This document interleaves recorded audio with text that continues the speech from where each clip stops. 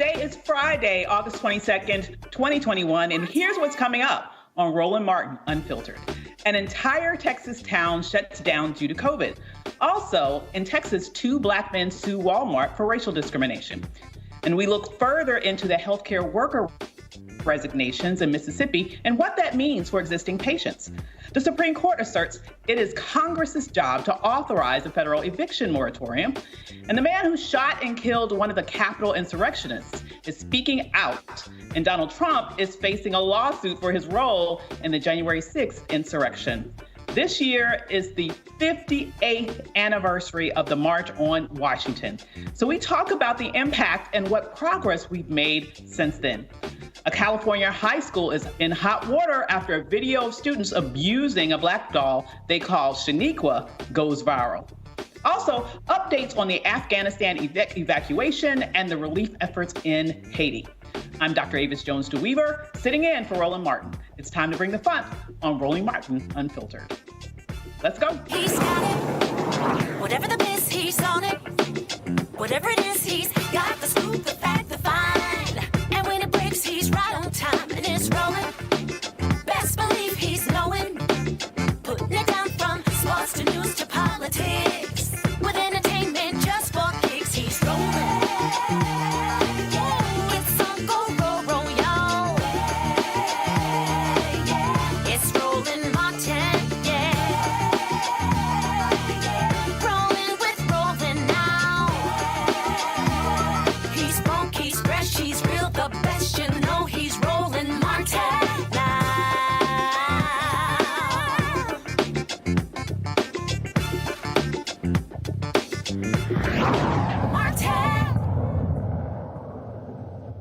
COVID cases soar nationally and internationally. Worldwide, there are 215,841,754 reported cases and 4,493,781 reported deaths. Florida recorded the largest single day of COVID deaths at 901. That's the biggest increase in pandemic history. America has 39,360,270 reported cases and 652,086 deaths. Medical and state officials are urging citizens to get vaccinated and wear masks. According to the CDC, teens aged 16 and 17 had the highest rate of infection. A Texas town shuts down due to COVID. Iran, a small town with a population of 1,200, had to shut down businesses and the school district. Over 100 residents tested positive in 2 weeks. When the school opened, 25% of staff and 16% of students were infected or exposed, forcing the district to close. The nearest ICU is over 100 miles away, making it dangerous for sickly residents. In Mississippi, take Mississippi's caseload. There were 3,425 newly reported COVID cases and 34 deaths yesterday. Yes, just yesterday. To date, there have been over 400,000 reported cases and 8,214 deaths. On average, the state has 3,200 reported cases and 40 deaths per week. We reported earlier this week about how this crisis is causing a massive healthcare shortage across the nation, and Mississippi isn't exempt from that problem. Joining us now is Dr. Justin Turner, the CEO of Turner Care. Dr. Turner also serves as the COVID-19 task force for Mississippi State Medical Association and the city of Jackson. Welcome to Roland Martin Unfiltered, Dr. Turner. Glad to be here, Doc. Wonderful to have you. Now, the numbers that I just recited to me are startling. Mississippi is a state that struggles in many respects. There is disproportionate levels of poverty in that state. There are already health challenges that are disproportionately present, I would argue, among the citizens of that state. How are you handling this COVID surge when you're already at a disadvantage? Well, I have to tell you, every physician here in the state can tell you that it has been very, very difficult. Things are very, very frustrating. And a lot of healthcare professionals are, quite honestly, burnt out. We're doing everything we can. You know, we felt as if when the vaccines came out, you know, we had our biggest tool in the toolbox, and we began to see some of the numbers begin to get better. And all of a sudden, we have this emergence of the Delta variant. And it's like, you know, every time we make 3 steps forward, we're making 5 steps backwards. Absolutely. I can imagine how frustrating that is. I mean, what is it like, just from the perspective of a healthcare provider, to know that, in essence, you're putting your your health on the line every day. You're working long hours, trying to serve people, many of whom aren't even heeding the medical the recommendations that they've been getting. How does it feel like just to have this onslaught come at a time when many of us may have thought a few months ago we might be going downhill by now? Yeah, so even before COVID, you know, like you said, Mississippi already has just a plethora of different health disparities that we're already dealing with. We had COVID on top of it, and it's really been, you know, just problems on top of problems. So here we are now, you know, maybe working, you know, I used to work 60 to 70 hours a week. Now it's like 80 to 100 hours a week. I would normally just see maybe 20 patients a day in the clinic, and now sometimes it's 30 to 35. In the hospital, it's even worse. Just last week, University of Mississippi Medical Center just basically created space in a parking garage just so we can be able to have patients. As you mentioned, you know, we're having issues with shortage of resources. So we have outside help that's coming in just to provide nurses and medical personnel just to be able to help us out, because we're literally treating patients in parking garages because the hospitals are so full. We do have some people in Mississippi that get it and that understand, but unfortunately there's too many people who are still downplaying the severity of this virus. They are still spreading misinformation after misinformation. That part is very frustrating because as a healthcare worker on the front line, yes, I still have to go home to a wife of mine who has asthma. I have an 11-year-old who has asthma who actually is on quarantine right now because she was possibly exposed yesterday. So this definitely hits home. You know, we basically only have about 37% of the population that's been vaccinated. When you have states like Vermont that is in the mid-60s, it's disappointing because it's like Mississippi. Why are we okay with continuing to be the last, especially when we have about 8,000 people who have died from something where we know that the vaccine definitely helps, reduces the risk of severe hospitalizations. It reduces the risk of death. Over 95% of people in our hospital who have COVID are unvaccinated. Over 90% of the deaths are people who are unvaccinated. So at this point, we don't know what else to do because it seems like everything that's being done, unfortunately, is falling on deaf ears. You know, it's very frustrating to me, and I'm sure it must be this times a million in terms of the level of frustration for you, is the degree to which this issue has been politicized. This is a public health issue. You are literally putting your life on the line, putting your wife and your child's health on the line to be able to serve people, while at the same time you are fighting against politicians around the country and in your specific state that are making your job that much easier because they're either trying to make it, trying to not have people wear masks or to discourage people from getting the vaccine. I mean, how are you able to fight back against a political dynamic like that that's fighting against you every step of the way? Yeah, I don't know if Texas, Mississippi, and Florida, you know, leadership just get on the phone and figure out how we can make our state more miserable. I don't know. But, you know, as physicians, we signed the oath to do no harm. You know, I went to Mahiri where our motto is worship of God through service to mankind. And that's all we're about. The virus does not care what your political affiliation is. It's not Democratic. It's not Republican. You know, it is here and it's here to destroy, and it's ravaging our communities. You know, this is a Republican-led state, and unfortunately, it appears that a lot of people are more married to politics than they are to purpose. Because this nation that we talk about, you know, as far as America being, you know, land of the free and home of the brave, we talk about freedom. The true freedom is the freedom to have life and to have that more abundantly. People are talking about this survival rate of 98%, but here in Mississippi, our mortality rate is 2.2%. So you mentioned about the 3,000 plus new cases. So if you look at 2.2% of that, you know, you're looking at basically, you know, almost about 40 people that are going to die out of that within the next few weeks. I just had a patient just 2 days ago who's 51 years old. His mom just died last week. Now, I sat down with he and his mom approximately 2 months ago, went through the signs, shared this information with them because they were on the fence. They were hesitant. They was hearing that the vaccine changed the DNA. They was hearing, well, what's the point of getting the vaccination if you can still get COVID? So after education, they agreed. Honestly, like the majority of our patients that I've had a conversation with over the last couple of months. But I got a call saying that they both was in the hospital and they both were suffering. They both were on a ventilator. The mom did not make it. Now, fortunately, he did. He came home and he was on home oxygen. And guess what he said? He said, Doc, I'm ready to come in and get the vaccine now. And I said, well, honestly, just tell me, what made you not get it when you told me you would? You know, Doc, I just don't know. So we can probably get his lung capacity back, but we won't be able to get his mom back. And it's just, it's really, really breaks our heart because we probably have about 4,000 patients here in Turner Care. And since the vaccine has come out, that's the only patient that has died. Oh, my goodness. That is a heartbreaking lesson for anybody to learn the hard way, especially when they didn't have to. If you had to give one last piece of advice to individuals right now who are maybe like that gentleman and his mother, and for some reason, they're putting off getting the vaccine. They're lackadaisical about wearing their masks. They don't take it seriously, or they think that some of these conspiracy theories about the vaccine is actually true. What would you tell them about what they need to do now to save their life and the life of the individuals that they love? Well, I would tell them that I'm a medical doctor.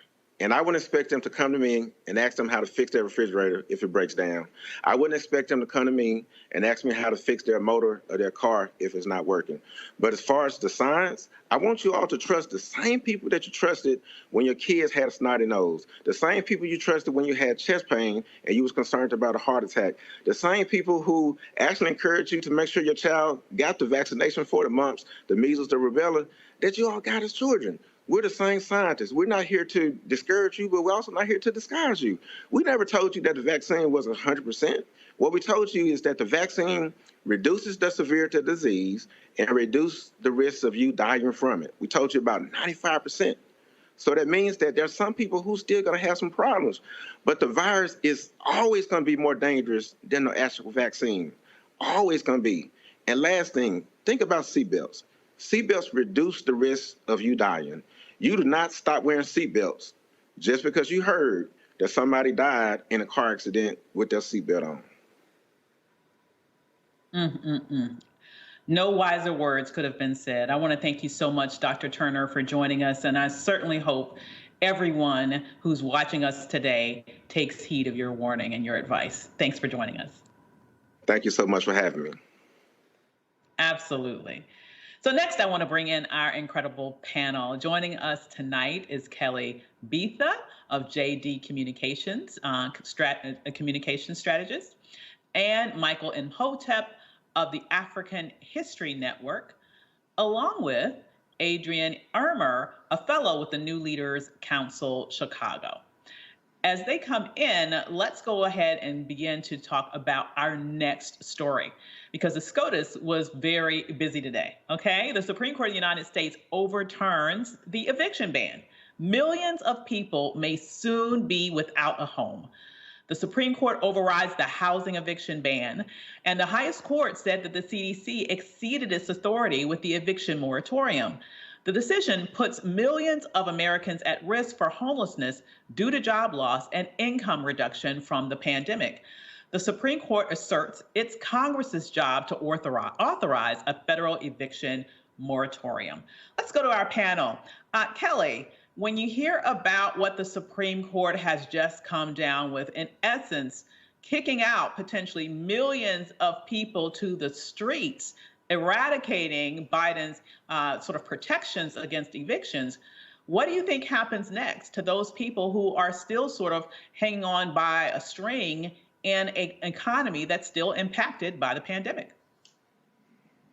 Sure. Well, first of all, thank you, Dr. DeWeaver, for having me. My last name is pronounced Bethia, and JD is the law degree title. Gotcha. So I just wanted to be clear about that. It's fine. But to answer your question, how do I feel about it? It is incredibly disheartening and disappointing that it has come to this, right? Frankly, this shouldn't even be a Supreme Court issue because like the Supreme Court said, even though I don't necessarily agree, they wanted Congress to fix this.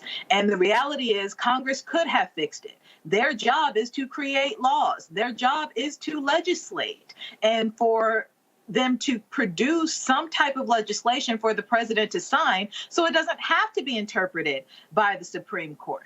And frankly, Congress had enough time on this issue. Congress can speed anything up that they want to. They can slow down anything that they want to. And the fact that they appear to not have housing as a priority in the middle of a pandemic, knowing that this moratorium was in place, is just incredibly disappointing. And granted, the Senate is split 50-50. Congress on the representative side, it's majority Democrat. So in reality, we have the Democrats to blame for this because they have the power in both houses right now if it's used wisely, and it feels like they're lollygagging on the issues that are most immediate and most important to the people in this country. I get that every policy initiative has its own importance and urgency, but I can't think of something more important outside of public health. In fact, housing more or less kind of includes public health, but I can't think of a more immediate than housing. Where are you going to live? And the fact that Congress dropped the ball on this when, frankly, we worked so hard to keep a majority as Democrats, again, it's disappointing. I hear exactly what you're saying, Kelly. Michael, I'd love to get your perspective on this, particularly given the fact that though the numbers are in the way that Kelly mentioned, and the actual implications of how politics is played, things can be a little bit more complicated than just the numbers, right? I mean, a couple of things have happened. A lot has happened in a short amount of time since the Biden administration has been in office. We just went through with the infrastructure bill. We had all this aid that had to come through in terms of rolling the vaccine out. We have still battles going on with regards to the Justice and Policing Act and the Voting Rights Act, which still have yet to get across the finish line. Not to mention the fact that you have all of these quote unquote moderate Democrats who do not want to play nicely in the sandbox with the other Democrats. Is it really as cut and dry as having a 50-50 Senate plus a vice president to get something like this through? No, because first of all, let's just back up for a quick minute. Hopefully you can hear me okay, Avis. And you're doing a great job, by the way, Avis, also. Thank you, dear. If we step back, it was Representative Maxine Waters who last month, at the last minute, tried to get this bill passed in the House of Representatives for the eviction moratorium, to get it passed through Congress before the House went on summer recess. Now, the Biden administration let Congress know at the last minute that he wasn't going to extend the eviction moratorium, even though previously he said he wasn't going to extend it. But it was, they got the message at the last minute, okay? So they couldn't pass it in the House. There were 10 Democrats in the House who weren't going along to pass the eviction moratorium in the House of Representatives. No Republicans were supporting it, by the way. No Republicans were trying to help. In the Senate, for the eviction moratorium to pass the Senate, if I'm correct, you need 60 votes in the Senate. I don't think this qualifies for the budget reconciliation process, where you need 50 votes plus Vice President Kamala Harris. So you need 60 in the Senate, okay? Which means you need 10 Republicans. I don't know 10 Republicans that are going to sign on for this when you didn't have 10 Republicans who signed on for the $1.9 trillion American Rescue Plan that included $46.5 billion in rental assistance for renters as well as landlords. So I don't know. I don't think there are 10 Republicans in the Senate. So it's complicated, but they should not have waited to the last minute to try to pass this in the House of Representatives, okay? Then we see Representative Cori Bush took it upon herself, who has been homeless in the past. She launched this campaign and sat on the steps of the U.S. Capitol. Alexandria Ocasio-Cortez. You had other Democrats Ayanna Pressley, other Democrats. I ain't see any Republicans out there supporting this. Okay, so it's complicated. But they should not have waited till the last minute. But at the same time, I don't see any Republicans trying to help. And it's going to be some white Republicans who voted to put Republicans in office who are going to be evicted also. Okay. Yep. And lastly, it's about 90% of the $46.5 billion has not been used yet either. Okay. Now, the way that it was put into the $1.9 trillion American Rescue Plan, it left it up to the states to come up with how they disseminate it. Okay, and it's been a catastrophe there. But it's complicated, but at the same time, they should not have waited till the last minute, because everybody knew when the deadline was. Everybody knew when the eviction moratorium was going to expire. Absolutely. It's not like this is something that popped up exactly. at the last minute. We all had the same calendar. We all had the same calendar. We all knew when it was going to expire. Exactly. The problem is we don't all have the same priorities. Wouldn't you agree, Adrian? It seems to me that if there's one thing that is consistent in this country, it is this issue of really providing help to people who are at the most dire circumstances. That always seems to get the short end of the stick in terms of priorities. What can we do now at this point, now that it seems like we're back at square one, to sort of mitigate some of the damage that the Supreme Court decision is going to do?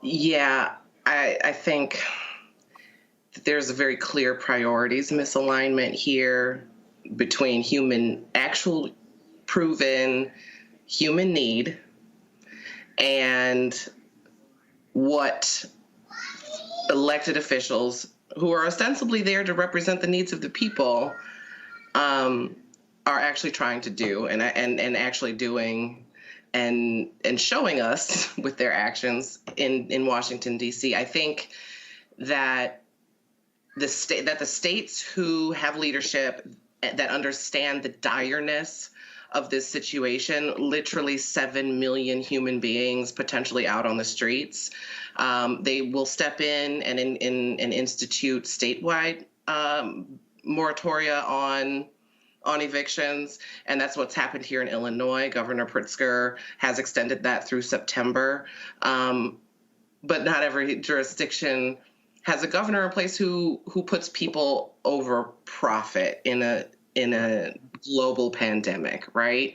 So what we're going to see in the South and in states like Texas and Georgia, Mississippi, like, this is going to be bad. Mm-mm. It is, and the problem is that once people get out there and they are in dire circumstances, it's really hard to put that genie back in the bottle, unfortunately.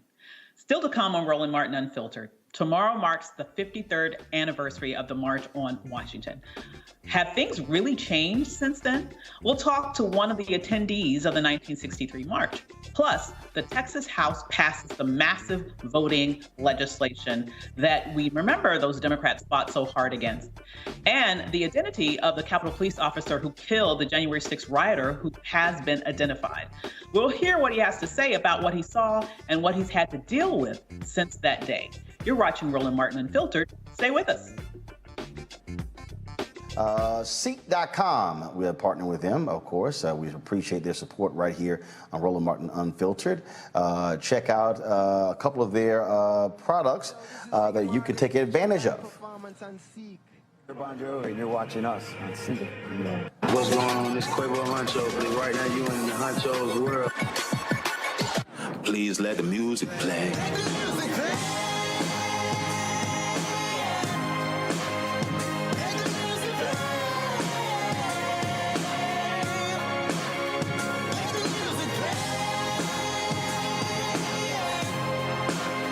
Enjoy the Seek.com video by using one of their virtual reality headsets. All you do is just pop your phone right here into the VR headset and enjoy the content. You can also take advantage of their 360-degree headphones. These headphones here come in a couple of colors, black and gold, but then also all gold. And so you can check these out. If you want to use our promo code to get a discount, it's RMVIP21, RMVIP21. Then, of course, a portion of the proceeds comes back to Roland Martin Unfiltered, which allows for us to fund the show. And so this is a black-owned company, and we certainly believe in supporting black-owned companies. Mary Spiel is the founder. And so, again, go to Seek.com and use the promo code RMVIP21. People our age have lost the ability to focus the discipline on the art of organizing. The challenges, there's so many of them and they're complex. And we need to be moving to address them. But I'm able to say, watch out, Tiffany. I know this road. That is so freaking dope.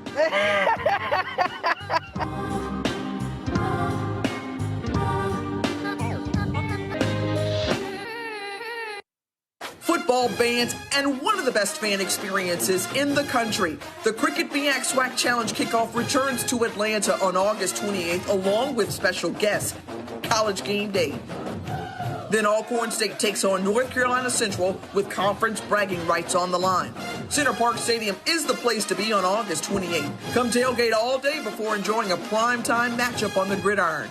You don't want to miss this. Check out MEACSWACChallenge.com for more information. Floyd's death hopefully put another nail in the coffin of racism. You talk about awakening America. It led to a historic summer of protest. I hope our younger generation don't ever forget that nonviolence is soul force. Chrysler.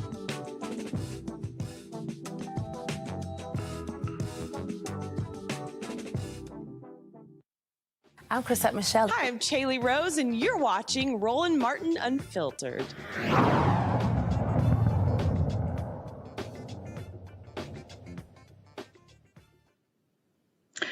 to bring back in our panel. Unfortunately, with technical difficulties, we're unable to bring in our participant in the 1963 march, but let's talk about just amongst ourselves, just as good friends, around how much of a improvement or change at all that we have seen between now and the original march 53 years ago, and exactly how far we need to go moving forward. If we can bring back in the panel, let's talk about this anniversary march that's coming up this weekend. You know, what do you think is the sort of the biggest achievement you can think of that we have, that we can point to with regards to where we are now versus a little bit over half a century ago? And where would you think are maybe places where you would hope we would be by now, but you see that we're still struggling? So, Kelly, let's start with you. Oh, I thought you were going to say Michael. No, it's fine. We've come a long way. Just objectively speaking, we've come a long way.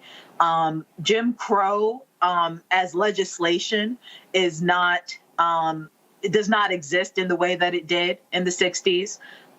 Segregation does not exist the way that it did in the 60s.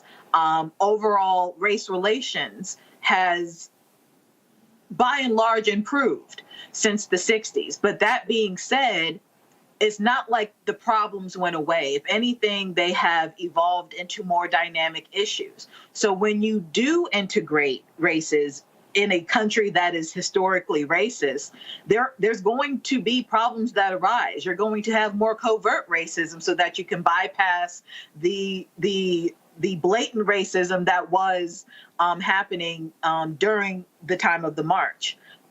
You're going to have just different dynamics. So, for example, what we're dealing with right now when it comes to COVID, like Black people are still,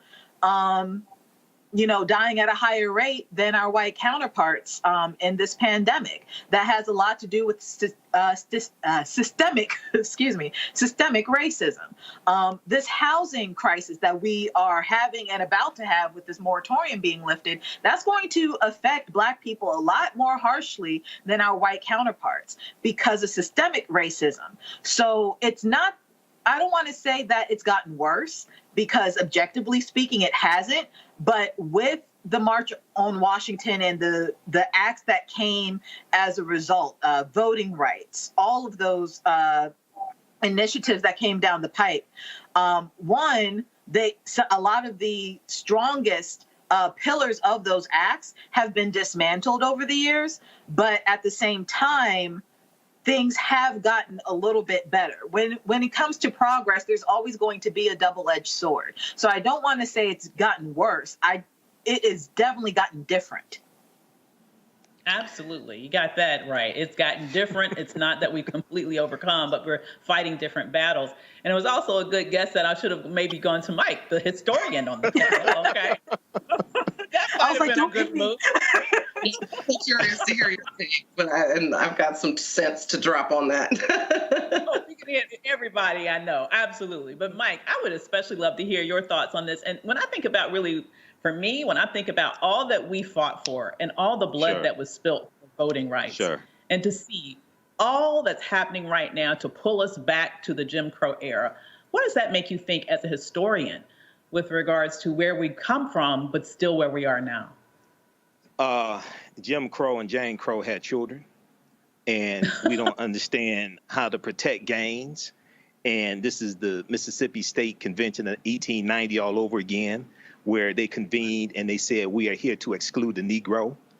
And the man that presided over the Mississippi State Convention of 1890, where they voted on the Mississippi State Constitution that implemented poll taxes and literacy tests in a state at the time that was majority African American. His name was Solomon Saladin Calhoun. And he said, let's just tell the truth about why we're here. We're here to exclude the Negro. Because African Americans were voting. We voted during Reconstruction. We voted approximately 2,000 African American men into elected office. Mississippi in 1870 saw its first and only U.S. Senator, Hiram Rhodes Revels, who became U.S. Senator in 1870, African-American man. So we saw these attacks. We saw in 1871, during Reconstruction, President Ulysses S. Grant had to use the Ku Klux Klan Act of 1871 to impose martial law in 9 counties in South Carolina to crack down on the Klan and white domestic terrorists that were attacking elected officials, attacking African-American elected officials. South Carolina, the majority of the state legislature in South Carolina during Reconstruction were African-Americans. So what we see here now, what just took place in Texas, and in the Texas State Constitution of 1876, they had a clause called purity of the ballot box. And when you study the history of Texas, Texas came into the Union in 1845 as a slave-holding state, and they still have a white supremacy mentality in Texas. This is all, see, racism is a system of advantage and privilege distributed based upon race. Racism has nothing to do with not liking people or calling people racial epithets. Racism occurs when one race of people control the majority of the wealth, power, resources, benefits, privileges, land, access to education, access to opportunity, jobs, etc., and they use that to marginalize, subordinate, and do harm to another race of people. What we have to understand is that things are not a constant. We have to understand the concept of protecting gains. There's always somebody trying to take away what you have because they see your advancement as something being taken away from them. Okay, you know, there's an old saying that equality, you know, when you've always had privilege, equality feels like oppression. All right. So lastly, with this 58th anniversary, we have to. It ain't just celebrating what happened in '63. We're under attack right now. So we have to understand how the power of the vote and why, going back to the census that just took the census results, and white people have a negative birth rate, okay? And they're trying to maintain power, especially white Republicans trying to maintain power. So all this is connected. So we have to understand how to protect gains as well. You know, what I love about what you just said is when you're talking about understanding how to protect gains, and you mentioned the word power. To me, that's what that looks like.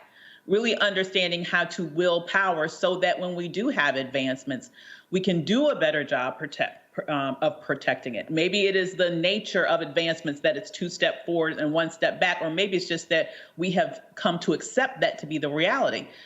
What do you think, maybe, Adrian, that we can do to be more effective in the use of wielding our power, not only to make advances, but protect advances that we make after we've achieved them? You know, that's a great question, because if we could suss out the answer to that right here and now today, we will have successfully created a blueprint to fix America, right? And as much as I would love to do that right here and now, I'm aware that we are humans, we're limited in our capabilities, we are imperfect, and we're also operating within a system fundamentally set up to keep us from achieving that goal. So, you know, what we can start to do is chip away at the losses that we've seen over the past few years, specifically with Section 4 and 5 of the Voting Rights Act. You know, the Supreme Court took away the ability to identify the bad actors as it relates to voter suppression. So they said, oh, no, you got to renew that. Last time I checked, the jurisdictions who've been trying to keep Black people from voting are still the same jurisdictions today who are trying to keep Black people from voting. So that list of bad actors hasn't substantially changed since 1963. So if we're operating under that reality and that full factual understanding, you know, we need that back. We need those teeth back in the Voting Rights Act. And so, you know, the John Lewis Voting Rights Act is a good step in that direction. The For the People Act is a really big step in that direction, which has an additional component of addressing campaign finance reform and gerrymandering. Two things that have been among the strongest undoers of democracy in the United States of America. You know, corporate dollars speak louder than human beings casting a ballot in the voting box, and that is fundamentally flawed. Our framers didn't have that in mind. To borrow language from that side. But corporations are people, right? Well, that's the 14th Amendment. That's because of the 14th Amendment, because of legal fiction and corporate personhood. The same rights that humans have, citizens have in the 14th Amendment, have been given to corporations as well. Corporations are a person. When you look at the legal definition of a person in like a legal dictionary. So, yeah, this is why we have to understand the law also. Okay. Yeah. And politics is the legal distribution of scarce wealth, power, resources, and the writing of laws, statutes, ordinances, amendments, and treaties, their adoption, interpretation, and enforcement.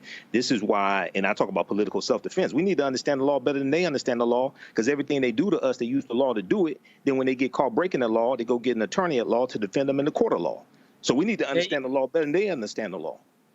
I hear you, my man. Talking about law. Level, we don't have to be legal scholars. We just need to be able to pinpoint our rights and say, no, you're not going to, not today, Satan, not today. Basically, what we need to be prepared to do and say. I love it. I love it. Well, speaking of laws, unfortunately, we've had another law spawned from Satan that just was passed. The Texas Republicans passed the controversial voting bill after months of protests by Democrats, Texas Democrats especially. Those Democrats did their best job to stop the vote before even their 38-day walkout, but did little to keep the bill from passing in the House. In a heated debate, legislators argued whether the bill was considered racist, even though the word racism was barred from the floor by Texas House Speaker Dade Phelan for the sake of a quote-unquote fair vote. Texas is now back in line to become the latest big Republican state to pass tighter voting laws in response to former President Donald Trump's lie regarding the 2020 campaign election, arguing that it was stolen. Okay, so panel, Kelly, let's start with you. Talking about hell-spawn laws, here goes another one. I mean, what in the world is going on in Texas? I mean, when you find out, let me know. Texas is just a different breed of animal. But none of this surprises me. Like, we're talking about the state who's, I believe the governor, fully vaccinated, contracted COVID, and is still for, mask ban mandates, even though his state is, basically becoming a hotspot for COVID. This is the same state in which the Democrats basically had to flee their homes and then come back to do their jobs because the Republicans were running amok. Same state that arrested a Black woman legislator just because she wanted to open the door and see what her governor was doing, because she wasn't invited, even though legislators were allowed in the building. Again, Texas is a racist state. Legislatively speaking, the people of Texas, depending on where you are, it is clear that if not for the corruption and Jim Crow 2.0, it would be a purple state at the very least. But because of what is going on down there, it is red.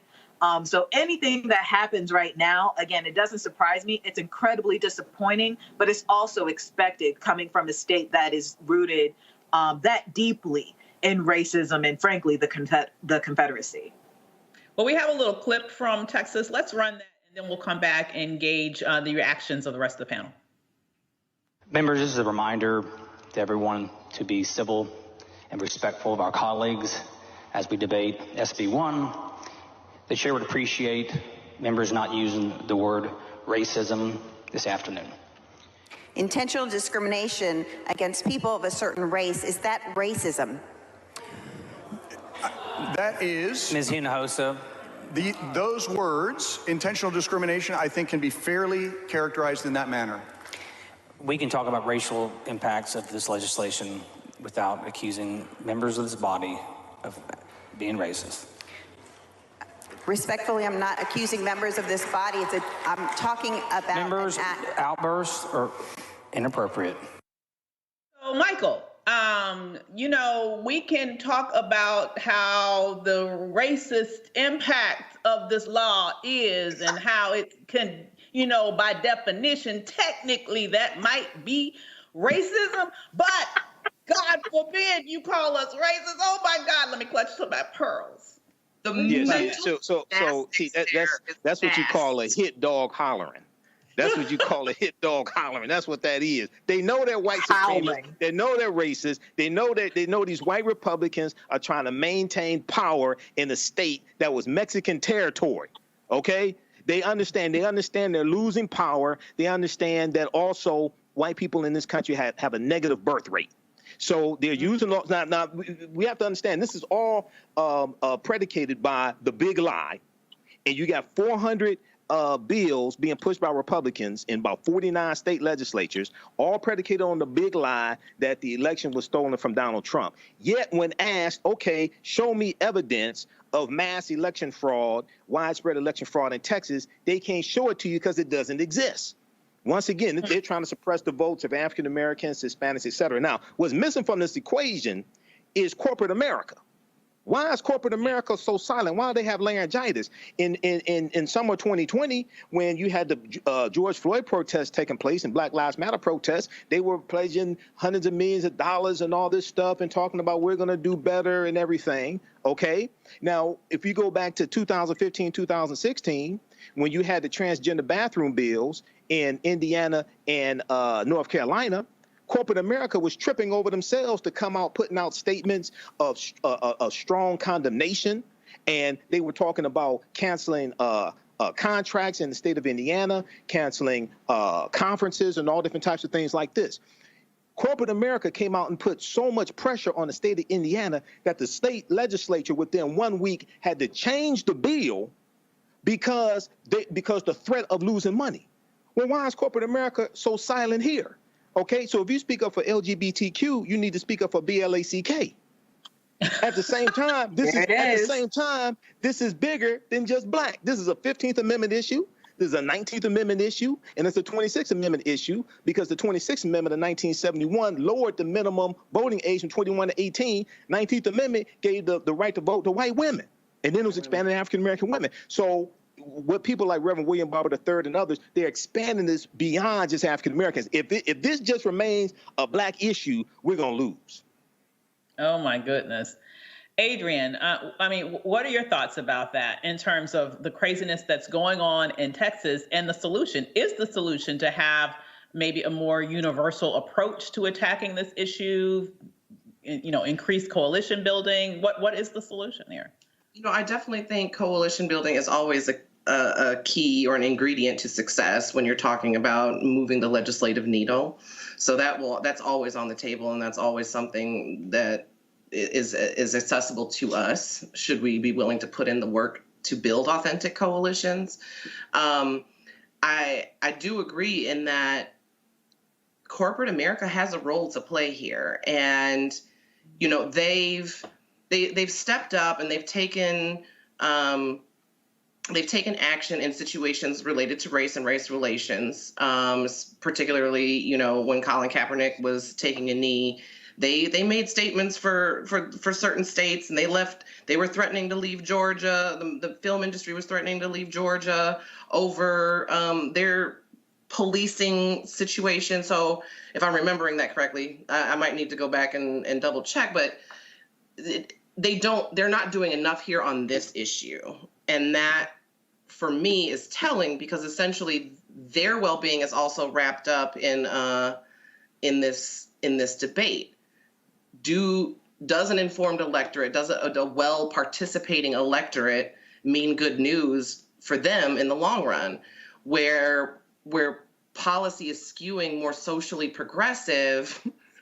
Where do they shake out in 10 years in this debate if they get in on the action to protect voting rights, right? So I don't think that their calculus is one of race. I think their calculus is one of relevancy.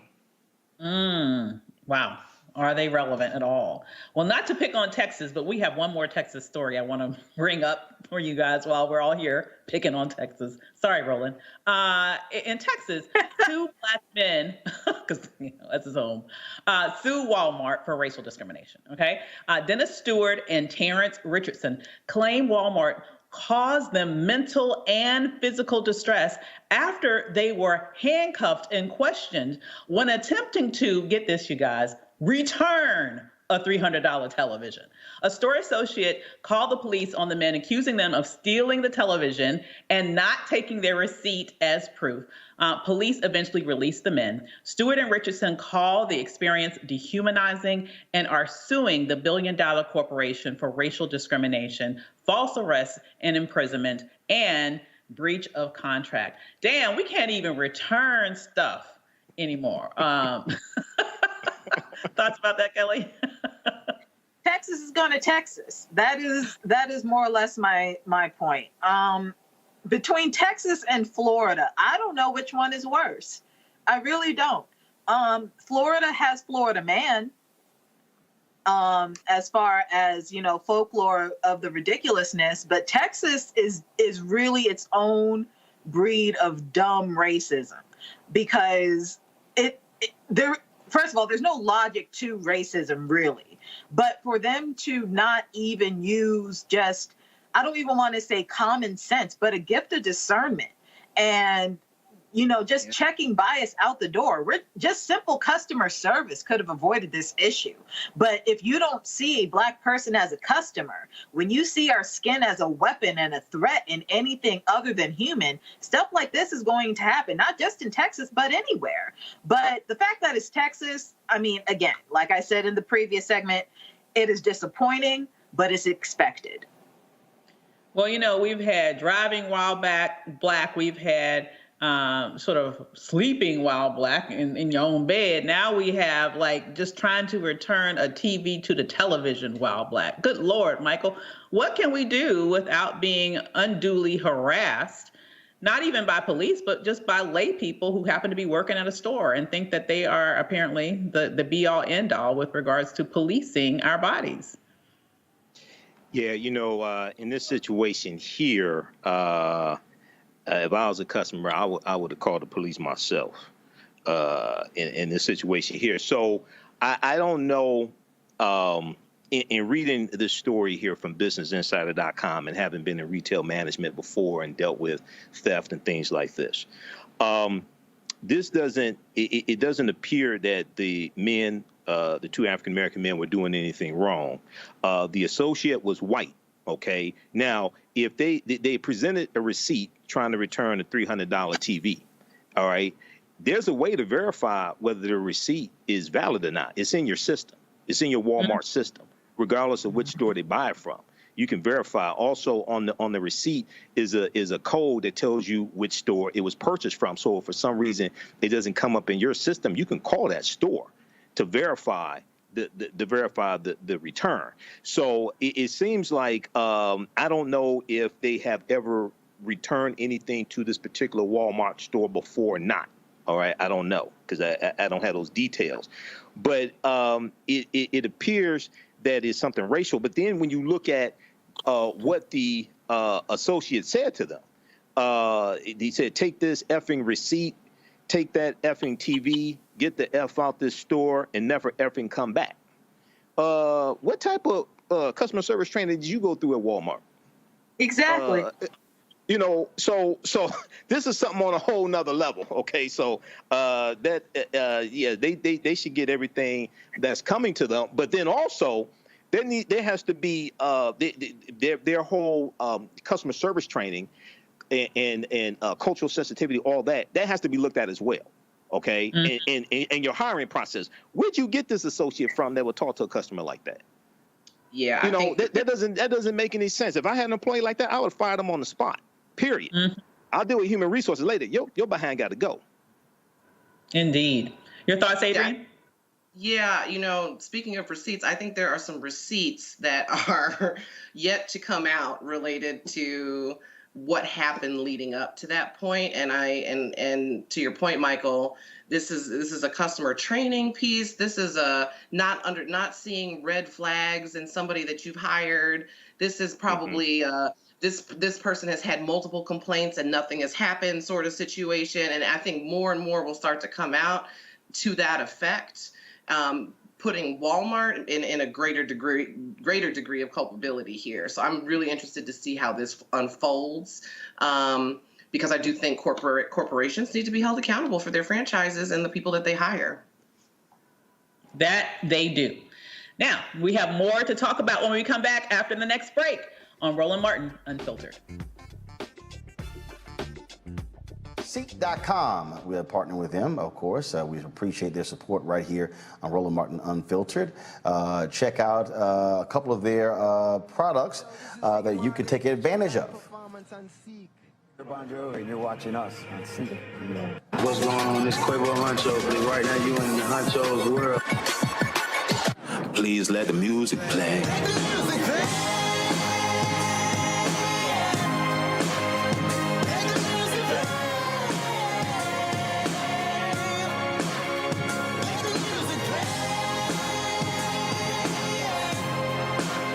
Enjoy the Seek.com video by using one of their virtual reality headsets. All you do is just pop your phone right here into the VR headset and enjoy the content. You can also take advantage of their 360-degree headphones. These headphones here come in a couple of colors, black and gold, but then also all gold. And so you can check these out. If you want to use our promo code to get a discount, it's RMVIP21, RMVIP21. Then, of course, a portion of the proceeds comes back to Roland Martin Unfiltered, which allows for us to fund the show. And so this is a black-owned company, and we certainly believe in supporting black-owned companies. Mary Spiel is the founder. And so, again, go to Seek.com and use the promo code RMVIP21. People our age have lost the ability to focus the discipline on the art of organizing. The challenges, there's so many of them and they're complex. And we need to be moving to address them. But I'm able to say, watch out, Tiffany. I know this road. That is so freaking dope.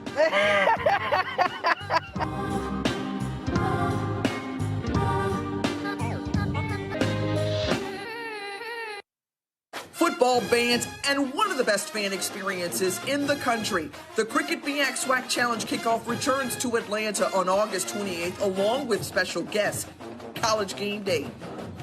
Then Alcorn State takes on North Carolina Central with conference bragging rights on the line. Center Park Stadium is the place to be on August 28th. Come tailgate all day before enjoying a primetime matchup on the gridiron. You don't want to miss this. Check out MEACSWACChallenge.com for more information. You want to support Roland Martin Unfiltered? Be sure to join our Bring the Funk fan club. Every dollar that you give to us supports our daily digital show. There's only one daily digital show out here that keeps it black and keep it real as Roland Martin Unfiltered. Support the Roland Martin Unfiltered daily digital show by going to RolandMartinUnfiltered.com. Our goal is to get 20,000 of our fans contributing $50 each for the whole year. You can make this possible. RolandMartinUnfiltered.com. Hurting black folk. Right. We got to deal with it. It's injustice. It's wrong. I do feel like in this generation, we've got to do more around being intentional in resolving conflict. You and I haven't always agreed. Yeah. But we agree on the big piece. Yeah. Our conflict is not about destruction. Conflict's going to happen.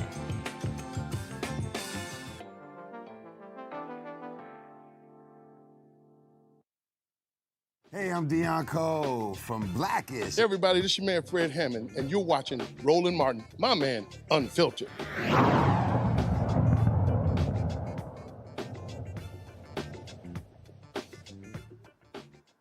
The man who shot and killed one of the Capitol insurrectionists is speaking out. Lieutenant Michael BYRD is the Capitol Police officer who killed rioter and Trump supporter Ashley Babbitt on January 6th.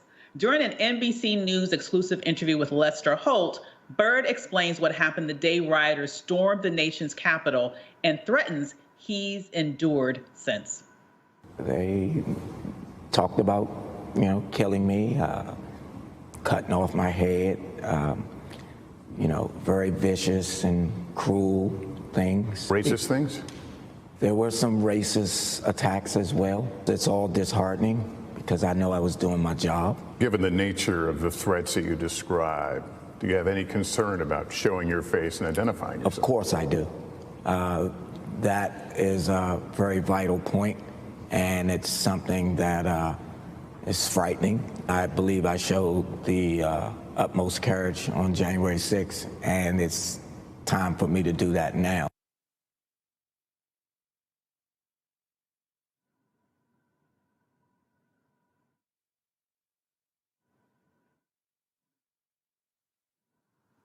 Were you afraid that day? I was very afraid. What are you hearing on your radio? I'm hearing about the breaches of different barricaded areas, officers being overrun, officers being down. Did you ever hear a call or a report of shots fired during any of this? As a matter of fact, I did. There was reports of shots fired through the house main door onto the floor of the chamber. Defense. I had been yelling and screaming as loud as I was, please stop, get back, stop. We had our weapons drawn. I was taking a tactical stance. You're ultimately hoping that your commands will be complied with, and unfortunately they were not. So I have to say, I saw that interview yesterday and I was riveted, but I was also, I want to be honest with you, scared for him. Here he is, unmasking himself as a Black man.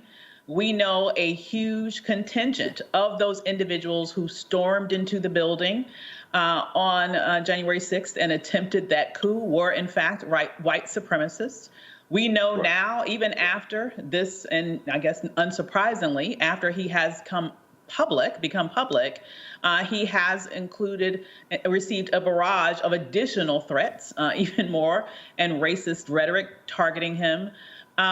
You know, when I think about what he has done and put his life on the line, and I think about all the history of Black people throughout the history of this nation fighting for this nation, and what do you get for it? You get threatened.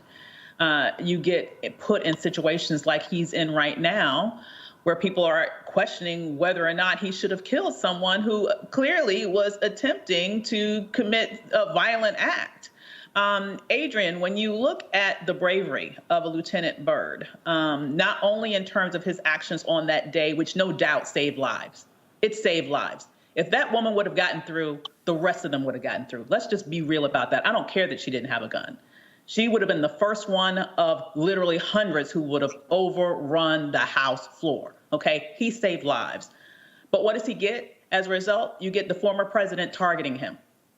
You get people in these white supremacist spaces really trying to figure out how in the world can they intimidate him, how can they give him death threats, and potentially how can they actually get to him. What are your thoughts, Adrian, about the example of the bravery of a Lieutenant Byrd and all the history of Black people doing over and above the call of duty to protect this nation, only to be put in situations where our lives are in danger as a result of us doing our own civic duty? I think that interview was heartbreaking for me to watch, not simply from a place of fear for his safety, his family's safety, but like when he got to the point in that interview when he said, I am a Capitol Police officer. I don't care if you're a Republican or a Democrat, Black or white. It's my job to protect the people in this building. Like, that hit me so hard, especially to see him cry, tear up, like that. It's emblematic of sort of this, his ingrained patriotism and Americanness. He holds that to be true, to be self-evident. He lives that identity. He breathes that identity every day for work. But we look outside and our patriotism is constantly under attack and under question, and our Americanness is constantly under attack and under question. And the rights that we are ordained as Americans are questioned and under attack in our daily existence. Like that interview encapsulated all of that for me. And it's, you know, where do we go from here? I have no idea. We can't, you can't even think to put this man in witness protection because the areas where witness protection is are rural America. You know, he won't be safe in those kinds of environments. So it's like there's now it's I guess the onus is on us, on his community and his village, to step up and do our part to protect this man. Like, I don't know. It really left me in a place of devastation, fear, and sadness. It really did. Absolutely. And Michael, thoughts about this horrible situation that Lieutenant Byrd finds himself in? And then when we think about that juxtaposed against the idea that supposedly these very same people who are threatening his life, who are questioning his decisions on that day that clearly saved lives, are the very same people who, you know, a few months ago was talking about Blue Lives Matter this and Blue Lives Matter that. I mean, I could get whiplash from the hypocrisy.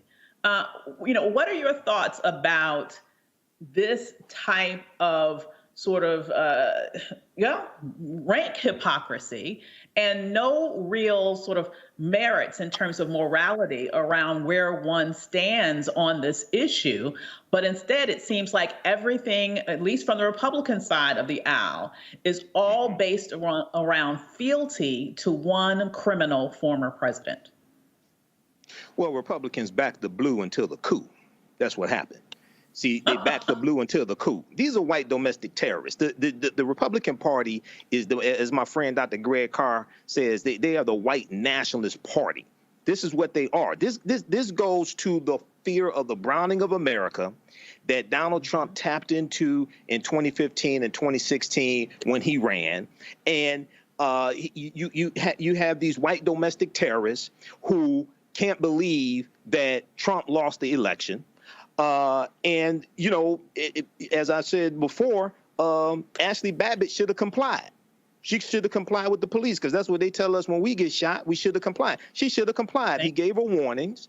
OK, now she was radicalized. She was radicalized. She was a QAnon supporter. She was radicalized by these white domestic terrorists, QAnon, and Donald Trump. She was a Donald Trump follower, like many of these other people there. And they're so stupid, they don't even understand the difference between the White House and the U.S. Capitol building. Because there was one of these idiots who's sitting in jail right now. There's one of these idiots who's sitting in jail right now who went to the Capitol and he said, the president sent us here. OK, the president invited us. That's not the president's house, you idiot. He has no authority over the U.S. Capitol building. All right. They don't even understand the difference between the executive branch of government and the legislative branch of government. So, but this is what happens when you have a conspiracy theorist, a white supremacist, or white nationalist who is in the position of Trump, and he radicalizes people. So, there's so much going on right here. But at the foundation also is a lack of understanding of history of this country. This is why America must have a massive history lesson. And also Americans don't understand the U.S. Constitution as well. OK, so we have to have a massive history lesson and understanding the Constitution, history of this country. But also we have to understand we got to protect ourselves from idiots like this. And we got to make sure these Trump supporters in the House of Representatives and the U.S. Senate and the 147 Republicans in the House voted not to certify the 2020 presidential election. We got to make sure we vote those traitors out of office also. Because if they come back into power in the House and the Senate, they're going to do us harm. They're already trying to block anything that's beneficial to African Americans. So we got to make sure we fire them and vote them out of office also. Absolutely. Now, you raise a point that I think is so important to highlight, underscore, circle, underline, everything that we can possibly do. These are terrorists. These are absolutely terrorists. And every analysis that I've seen around terrorism in this nation suggests that domestic terrorists, primarily white, male, domestic terrorists, are the biggest threat to us in this nation. They are the most violent ilk in this nation. And it's really interesting to me, the degree to which it seems in many ways this country sort of bends over backwards to be light on them. And, every time I see the footage that we just showed a second ago with all the violent actions that were going on, and then I think fast forward a few hours and they were being escorted out of the damn building. Now, months later, people are still trying to find these folks. It just really it angers me to no end. Kelly, when you think about where we are right now with regards to the radicalization, literally of millions of people, what can we do to protect not only democracy, but quite frankly, us as individuals in this country? They are a danger to all of us. I'm sorry, that stage talking to me. Can you repeat the question? I apologize. Sure. No worries. Now, I was just pointing out the fact that these are radicalized domestic terrorists that present a danger not only to democracy in the way that they tried to overthrow an election on January 6th. When you look at the fact that under the Trump administration, we saw a record growth in hate groups in America. We had the highest number of hate groups ever in America. We had a huge spike in hate crimes in America. We have the propagandizing of this hate-filled ideology that's infused our culture. And it's also sort of tied into the anti-vaxxing and everything. It's all part of that same ilk. The QAnon, all of that is part of the same ilk. They represent a clear and present danger, not just to this democracy, but to us as individuals, and particularly as Black people, okay? Just thoughts about what we should do and can do to protect ourselves from this rising threat in America, when it seems as if the system is not that pressed to really throw the book at them in the way that they should. Well, that's a very layered question. My most immediate thought when it comes to what can we do, there are groups out there that are Black, I don't want to say Black owned, but predominantly Black groups similar to the NRA, but specifically for African Americans. So learn about your Second Amendment rights, learn about basically your Bill of Rights, like the first 10 amendments, like look through those, study those, and know what your rights are should you be approached by police or a racist or anyone who is trying to infringe upon your rights. I would just reiterate the fact that, like everyone said on this panel, she was a terrorist, yes, but more importantly, she was a traitor. So like with terrorism, people think foreign. People think outside of this country, coming into this country and attacking this country. But it's more than that. On January 6th, these were Americans who betrayed the Constitution. These were Americans who betrayed the country. That's beyond terrorism to me. That is a traitor. So we don't negotiate with terrorists, but we sure as hell don't negotiate with a traitor. So I think reframing our mindset, not just Black people, but everyone, every American, to reframe our mindset regarding what happened on January 6th, they betrayed us. They didn't, just go in there just to attack Democrats or whatever. They had the mission to overthrow the government in which we follow, which is it's followed by the country. So it's beyond just terrorism and dismantling and creating chaos. You wanted to overthrow a government. You wanted to betray your country. So when we go back to the officer who was interviewed, like everyone on this panel, my heart breaks for him, but it hits closer to home because I live in DC now, and January 6th was scary for anyone who lived in DC. I heard the ambulances going by. I heard the helicopters flying overhead. So for people who do not understand or want to forget that day or want to act like that day did not exist, it's beyond terrorism for me. You are a traitor to this country if you think along those lines. And the government should, govern themselves accordingly regarding this sect of people.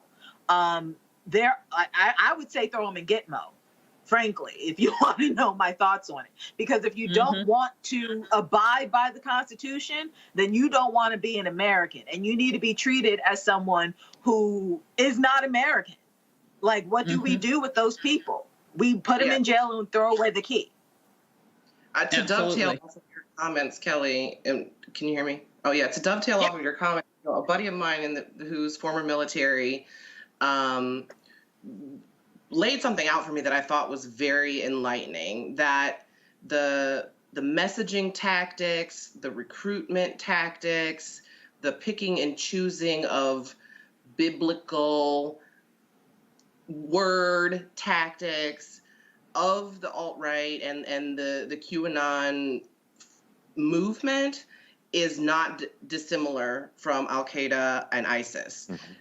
From a tactical and a military standpoint.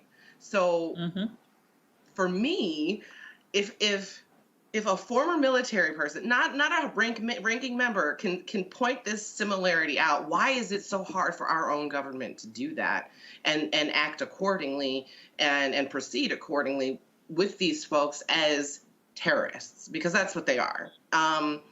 You know, and Kelly, you said they need to be in Gitmo. I honestly thought that's where the folks that they detained were going at when this I thought so too. I was like, what do you mean federal court? Going to Gitmo. You know, Well, this is where many of them went back to their mama's house afterward, unfortunately. Yes. I was shocked. Part of the problem here is that part of the problem here is that Congress has to pass domestic terrorist laws. See, you have laws dealing with international terrorists, foreign terrorists coming to this country, but there's a lack of laws dealing with domestic terrorism. Okay, and Congress has to pass laws dealing with domestic terrorism. Now, I don't know if you're going to get 10 Republicans in the Senate and the 117th Congress to vote for that, but that's part of the problem. But also, lastly, there's about 600 people who've been charged in the January 6th insurrection. The few cases that we've seen so far are not the most egregious cases. Okay, so I just want people to understand that these are low level people who, there was one who was charged with a felony, but he wasn't charged like with a violent felony. He didn't beat up anybody, he didn't threaten anybody, things like this. So the cases we've seen so far are low level cases. These ain't the most egregious people. These ain't the people who were beating up police officers. These ain't the people that were, things like that. They haven't gotten to those cases yet. Yeah. Well, I will say that I think it's a good point that there needs to be some domestic terrorist laws passed. My concern is that, honestly, domestic terrorism was not invented January 6th. Black people have seen domestic terrorism since the moment we were brought to these shores. And I think the reason why there aren't laws defining it is because we see who the main perpetrators are.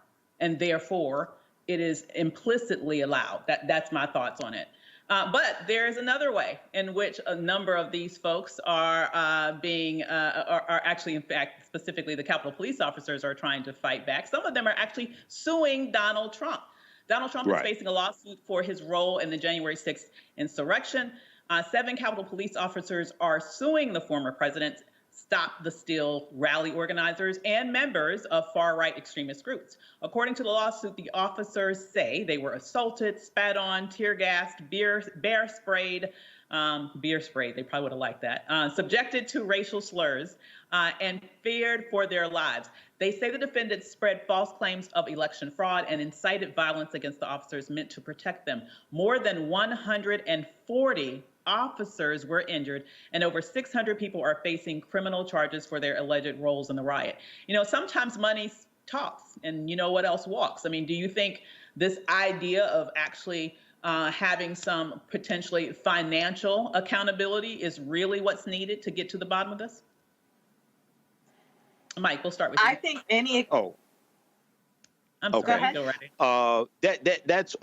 That's part of. Now they should file. They should file this lawsuit, and it's going to be more people joining in this lawsuit. I know Eric Swalwell has already filed one, and he's a member of the House of Representatives, Democrat from the House of Representatives, and I know that some others have joined in that as well. So this is what they can do on in the civil court, okay? And they should absolutely do this. And I think this is a civil lawsuit, if I remember correctly. This is seeking monetary damages. And with this one, Avis, were they using as the foundation the 1871 Ku Klux Klan Act? I think it was that was part of this lawsuit, if I remember correctly. But yeah, they should definitely do that. And that's what you can do on this end. And you're dealing with, this also deals with not just the lie of not just the big lie, but also radicalizing and inciting an insurrection. They were radicalized over a course of months, okay? And Fox News and Newsmax and all of this. It wasn't just Trump on Twitter. It was a whole network, Parler. It was a whole network of them using social media and cable news, et cetera. So yeah, so this is a start here. I think they should definitely hit this from different angles. You know, what's really interesting to me, you're exactly right. This is the outgrowth of months of radicalization.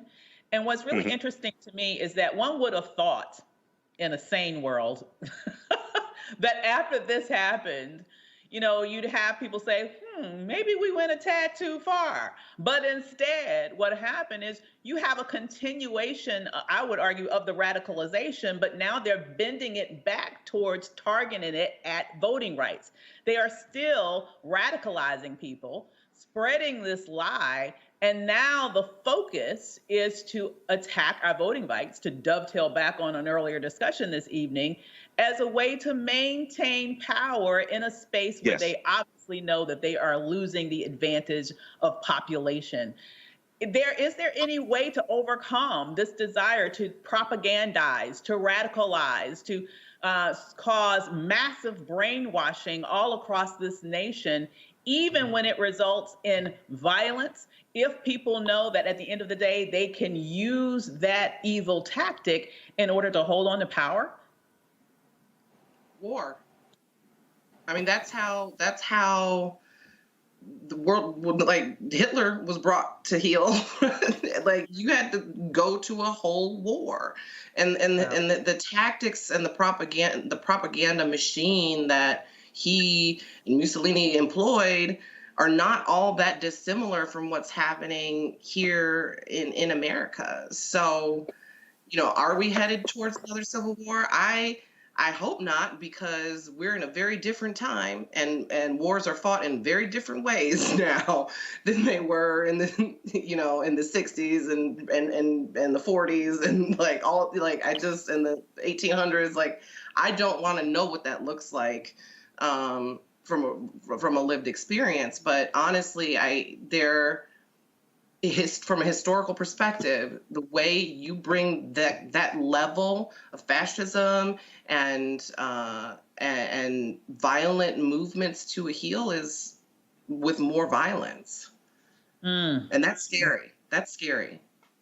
It is scary because when you look at it, you know, it's as if, you know, it's hard to see what is happening, if anything is happening, to put a stop to it. If anything, it just seems like people are continuing to go down that road, even when they're using it around these issues, around the election. I would argue they're using the same tactics in terms of the conspiracy theories around the vaccine and all of this.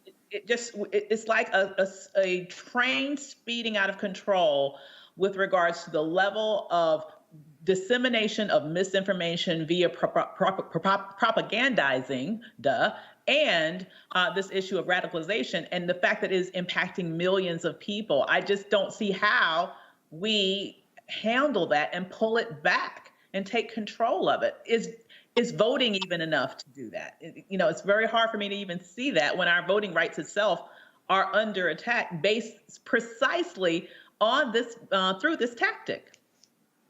I think that's a point. That's a really good point. Like, you know, if you take the civil means off the table, which is the ballot box, what alternatives then become left? And that's why this dynamic is so dangerous and can potentially get even more dangerous. Just my thoughts. Got it. Kelly, did you want to add to that? Yeah, sure. I mean, you're asking what needs to be done or what can be done. I think first and foremost, and we all know this, we have to realize that this country was rooted in racism.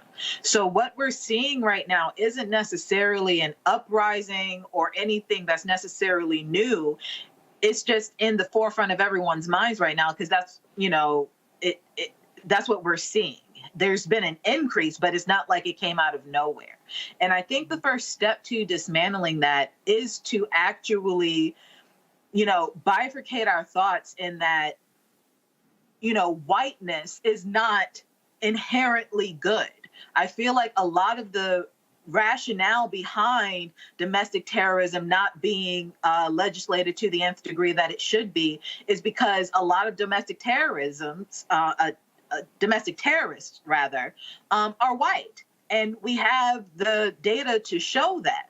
But when you automatically equate whiteness to goodness, it's hard to govern and to reprimand the whiteness that isn't necessarily good, if that makes any sense. So we have to take away the notion or disabuse ourselves of the notion that whiteness is inherently good as a first step. And then we can actually get somewhere when it comes to white terrorists, white domestic terrorism happening in this country, actually getting the punishments that they deserve. It follows that everything else will more or less fall into place, because the model of domestic terrorism just being domestic terrorism, regardless of whether you're black or white, will actually be treated as the heinous crime that it is. That's an excellent point, Kelly. And Mike, from a historical perspective, do you believe that really that's at the root of why there is such a backlash against critical race theory, against the 1619 Project, when we have this huge sort of argument against and organized movements against truth-telling, just basic truth-telling when it comes to history, because that history would indeed show that whiteness is not inherently good. Is that part of the problem here? Yeah, well, one, Americans are very ignorant of history, number one. Okay, and you have one segment of the population, white people, who want the truth to be taught. A few months ago, you had teachers across the country. It was a Saturday, and they were organizing. It was speared by the Zen Education Project, and teachers were demanding legislatures from politicians, let us teach the truth. Let us teach the truth in class. Okay, we don't want restrictions on what we can teach about history. Our children need to know the truth about the history of this country. The attack on critical race theory, that most Republicans can't tell you what the hell critical race theory is. What they're just doing is just lumping in under the umbrella of critical race theory everything they don't like dealing with race and racism, systemic racism, slavery. They don't know what the hell critical race theory is. The backlash to that is that stems from the summer of 2020 in the Black Lives Matter protests, but that comes from also the executive order from Trump in September of 2020 that put a ban on critical race theory and things like this, dealing with training for federal employees, diversity training, et cetera. It's speared from that, but it's funded by right-wing dark money. Okay, is connected to the takeover of school boards, okay, by conservatives, fueled by right-wing dark money. So all this is connected. This is why America must have a massive history lesson. And lastly, it was the 1871 Ku Klux Klan Act that the police officers are using as the basis for their federal lawsuit, okay? And that's a Reconstruction era statute that allows individuals to sue when they are injured by conspiracies that prevent by force, intimidation, or threat any person from accepting or holding any office, trust, or place of confidence under the United States. That's the Ku Klux Klan Act of 1871.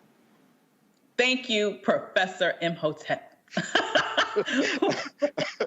just want to make sure I'm accurate on Roland's show, okay? I love it, my man. I love it. We're going to take a quick break, and we'll be right back with more Roland Martin Unfiltered. Seat.com, we are partnering with them, of course. We appreciate their support right here on Roland Martin Unfiltered. Check out a couple of their products that you can take advantage of. And you're watching us on Seat. What's going on? This Quavo Huncho. Right now you in the Huncho's world. Please let the music play.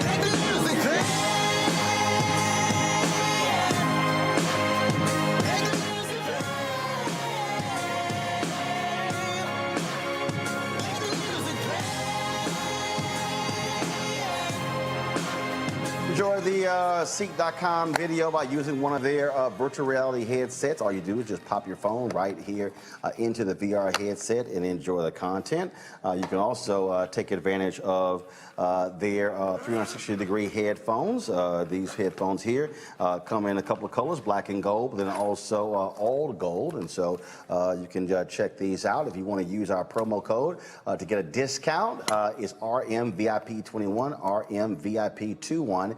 Then, of course, a portion of the proceeds comes back to Roland Martin Unfiltered, which allows for us to fund the show. And so this is a black-owned company, and we certainly believe in supporting black-owned companies. Mary Spiel is the founder. And so, again, go to Seek.com and use the promo code RMVIP21. You study the music, you get Black history by default. And so no other craft could carry as many words as rap music. I try to intertwine that and make that create whatever I'm supposed to send out to the universe. A rapper, for the longest period of time has gone through phases. I love the word. I hate what it's become, and to this generation, the way they visualize it. Its narrative kind of like has gotten away and spun away from, I guess, the ascension of Black people.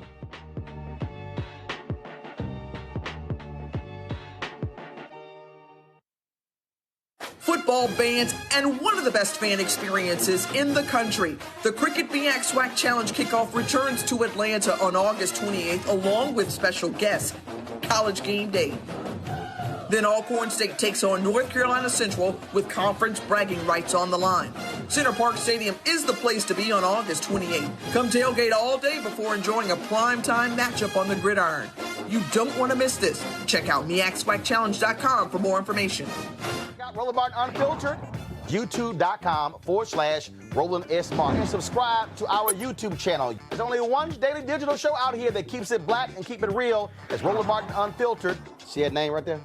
Roland Martin Unfiltered. Like, share, and subscribe to our YouTube channel. That's youtube.com/Roland S. Martin. And don't forget to turn on your notifications so when we go live, you'll know it. Women have always been essential. So now how are you going to pay us like that? And it's not just the salary. I mean, there are a whole number of issues that have to support us as women. Yeah, but that's what we deserve. That we shouldn't have to beg anybody for that.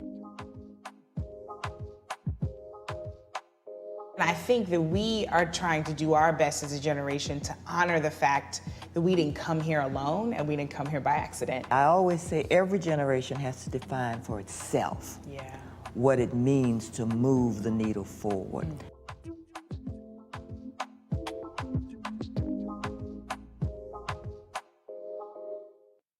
Hey, I'm Arnez J. Black TV does matter, dang it. Hey, what's up, y'all? It's your boy, Jacob Lattimore, and you're now watching Roland Martin right now. Stay woke.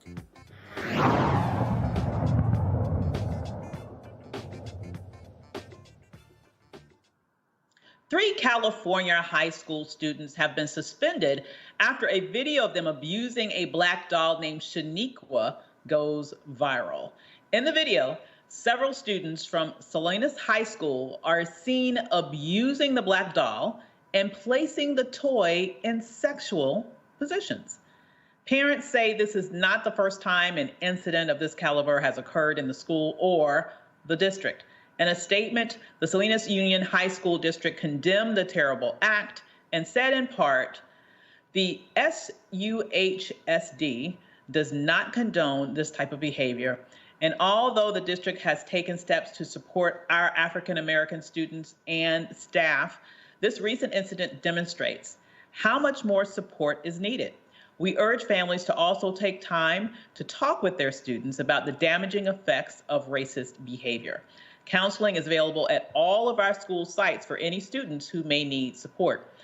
Racism and racial injustice are in direct opposition to the district's values. Our district will continue our efforts to show that racism and racial injustice have no place in our schools. We are committed to maintaining a safe, positive school environment where all students, staff, parents, guardians, and community members are treated with respect and dignity. Members of the Salinas High School community and the general public continue to swarm social media and online platforms to express their frustration. bring back the panel to discuss this. You know, Kelly, when I saw this story and I saw the degree to which they were not only harping physical abuse on this doll, but also sexual abuse on this doll, it really made me think about the degree to which the Black body has historically been dehumanized in this country, both with regards to physical violence and sexual violence, irregardless of sex, right? So, you know, what does this tell us about the fact that we like to think that the younger generation is going to be so much less racist? But honestly, it doesn't look like it, does it? It doesn't, but that's also evidence of racism being taught, because it's not like you're born a racist. This is evidence that at home, issues such as race and teaching your children about cultural differences and racial differences and embracing humanity as a whole, those are not discussions being talked about at the kitchen table with these white families. You're talking, when you said that, you know, it's evidence of our bodies being dehumanized. Specifically, it is evidence of Black women being hypersexualized, dehumanized, and frankly, disregarded. And the overquoted but ever so relevant quote from Malcolm X being, "The Black woman is the most disrespected in this country." I mean, that rings true here. This is disturbing on so many levels, because it's not like this was a human blow-up doll. You know what I'm saying? Not saying that that would have been any better, but the fact that this is representative of a child, and they're doing this to a doll that is representative of a Black child, that shows you just how insidious and how ingrained their racism is. And these kids, I'm sure they just saw it as a joke. You know, they see stuff on TikTok all the time. They see the lax approaches to race in their own families and in their environments. They probably didn't think this was a big deal outside of it being a joke.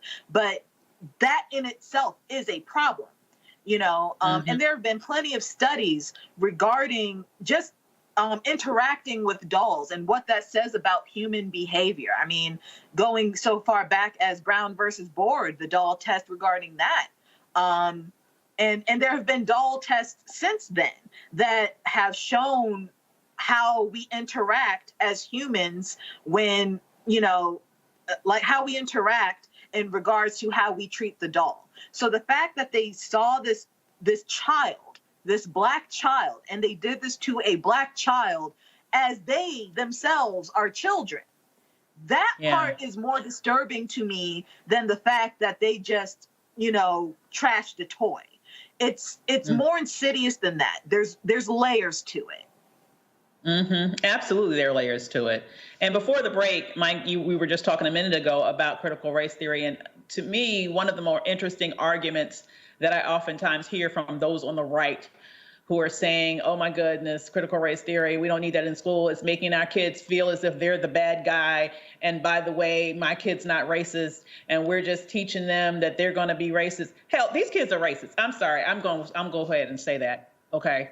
Somebody needs to teach them something. I mean, what do you think this tells us about what's lacking in our school system? Because I agree with Kelly. It came from someplace. It came from home. So at some point, there needs to be an intervention.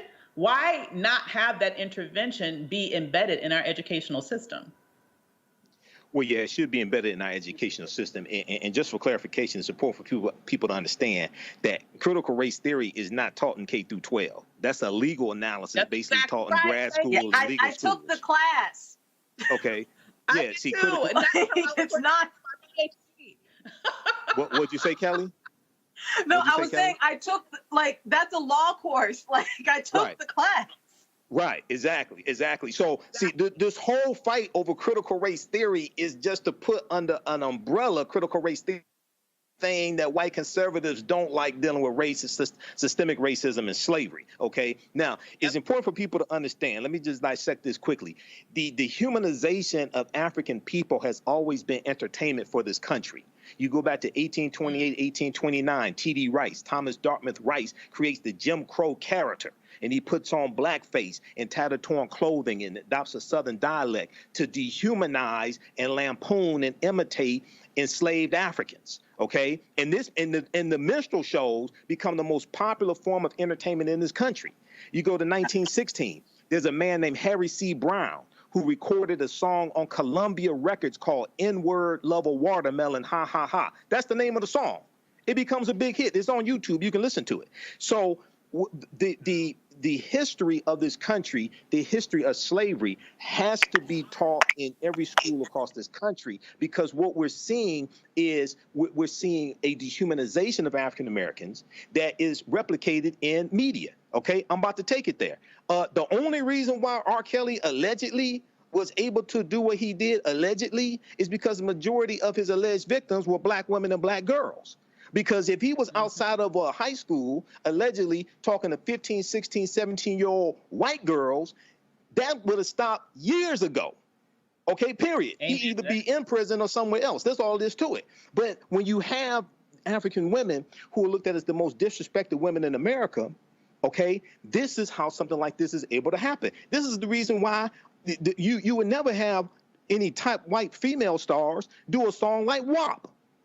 White corporations, white record companies would not let Taylor Swift, they would not let no white woman do a song like WAP. And the bass line says there's some whores in this house. That's how they think of us. That's why they're able to do it. And if you don't believe me, all you got to do is look at the fact that there was an online petition that a bunch of white people put together to have Kylie Jenner, who's a billionaire and white, digitally removed from the video. The reason why was because they were trying to rescue her, because you only protect what you respect. You only protect what you respect. So you let those Negroes be the whores in the house.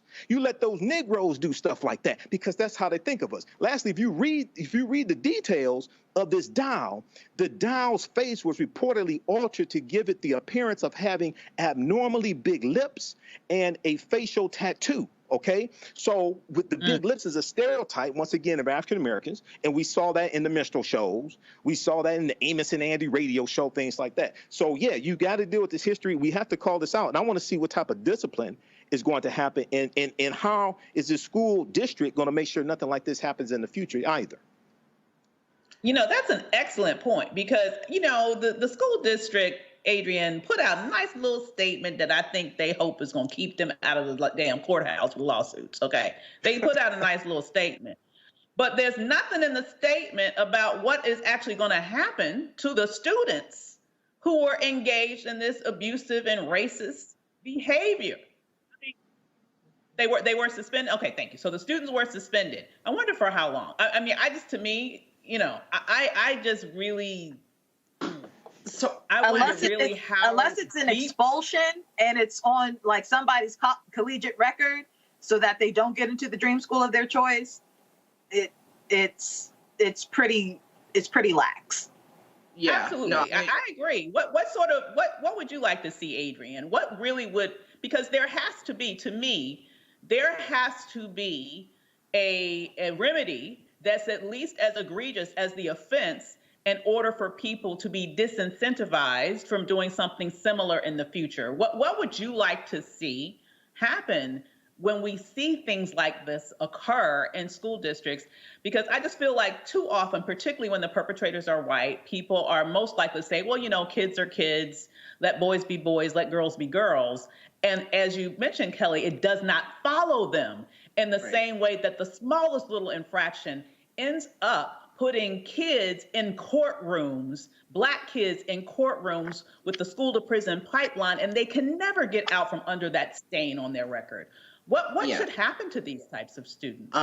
No, I think there's a couple different channels here on this, because one is the irony that the school district is going to say, oh, well, we just need more racial sensitivity and DEI training, which is essentially critical race theory. But in the same breath, oh, but we don't need that as part of our curriculum to stop this in the first place. Like that piece needs to be addressed. And I think anyone who says we don't need critical race theory like curriculum in our grade schools and in our high schools, videos like this, Other videos, like the ones that came out of Chicago, where they were taunting and chanting racial epithets at this Marist High School here in Chicago, like these are the videos that need to be shown as proof evidence and proof positive that this kind of education and curriculum is desperately needed in schools, because children clearly aren't getting this curriculum or these social ideals at home. The other piece of this that I would agree with Kelly on is that there needs to be real discipline here. A suspension is basically a vacation for kids to play video games at home. And the homes that these kids are coming from are more likely to reward their behavior than punish them for it. So that's not teaching them any lesson. It's reinforcing negative behavior. So, I agree. I think there needs to be some civil lawsuits filed. I think the parents of Black students need to get together and file a class action suit against the district, and that these children and their families need to be named in court documents that are FOIable.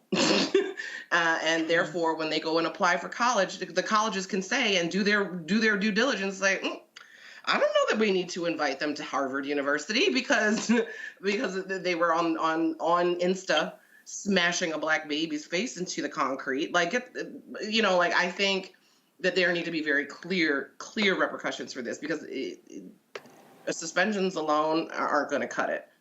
And the district better get their act together. That's all I got to say, because DEI training that's optional, Nowhere near enough. Absolutely. No, not at all. Absolutely. So let's turn our attention to an update about Afghanistan. Hundreds trekked to the Kabul airport after the deadly suicide explosion. Afghans traveled through debris, waste, and human carnage, attempting to flee the Taliban-run Afghanistan. More than 90 people were injured, with an official number not yet completely released. But we know that we lost 13 service members in this attack, even more than that who were injured, Americans, many more Afghanis killed and injured. President Biden vows to find those responsible for the attack. Australia and New Zealand have entered their evacuation efforts in Afghanistan. President Biden is extending his August 31st deadline to ensure all Americans have been evacuated. So, going to the panel, this was never going to be an easy, swan song to this situation. However, with this attack happening, that kind of just ratchets up the challenges associated with extricating the American presence out of Afghanistan. What do you think is going to happen now? Do you think that this is ultimately going to kind of spiral us right back into the thick of things? Or do you think that this administration will continue to exit, but with some limited involvement with regards to trying to wreak revenge on those who were involved in the explosions that were just experienced the other day? Who's that question for? I'll start with you, Mike. Go right on ahead. Jump on in. There are reports that another attack is going to take place. There's intelligence on that. This is any time that you withdrew from Afghanistan, it was going to be chaos. Okay, now there are criticisms over how it was done and things like that.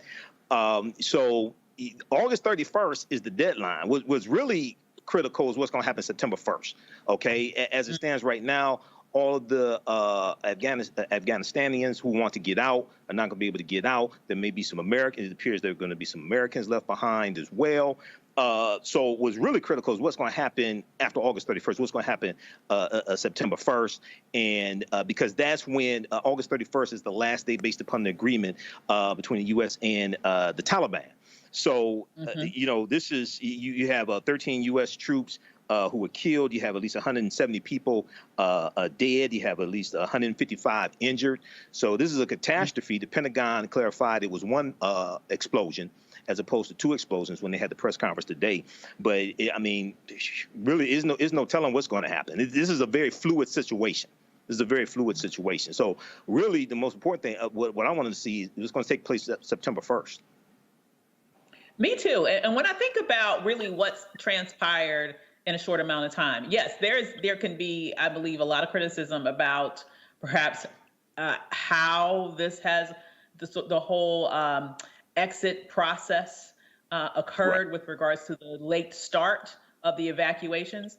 But when you look at how much has occurred in just a little bit of time, since August 14th, for example, the U.S. has evacuated and facilitated the evacuation of approximately 109,000 people. Right. Since August 14th. That's a whole hell of a lot of people. And if you go back to the end of July, it's relocated over 114, almost 115,000 people. So, a lot was going on until this happened the other day. So even though the ball got rolling late, I believe this is unprecedented in terms of the number of people, the sheer volume of people that were relocated out of this country at the end of a wartime situation, right? Sort of pivoting forward now, some people are suggesting that, is this going to be used as an excuse? I know we have the war hawks maybe that are saying that maybe we should, this might be used as an excuse to stay, but other people are saying, let's just keep going. Your thoughts about that, Kelly, with regards to what's going on right now. Do you think the Biden administration is going on the right track with regards to saying, hey, it sounds like to me, the last that I heard from the president, it sounds like to me, his thing is we are going to continue, even if we have to extend a little bit beyond August 31st, we are definitely going to continue this whole goal of completely extricating ourselves out of that situation. Is that really going to be even politically possible now, given the fact that you had this historic number, unfortunately, of Americans murdered in this process the other day? A few things. One, is it possible? I mean, I don't know. I'm not a military expert. What I do know is that from the looks of things between the press conferences that Biden himself has held, his press secretary, and the military experts that I've seen doing the entire news cycle, it appears that it is possible and that Biden himself is really gung-ho about keeping to the August 31st deadline. If for any reason, anything after that will be more unstable as far as negotiations than it is now. As far as what you were talking about being, the exodus, the mass exodus that is happening right now in Afghanistan being unprecedented, you're absolutely right. Because I believe, I don't remember exactly what date it was, but when there was a mass exodus of Berlin during that war, that exodus took 2 years, if I'm not mistaken. This is by far the fastest one and the largest one in the span of time allotted. So anything that happens from here on out is going to be a feat that should more or less be considered a success regardless.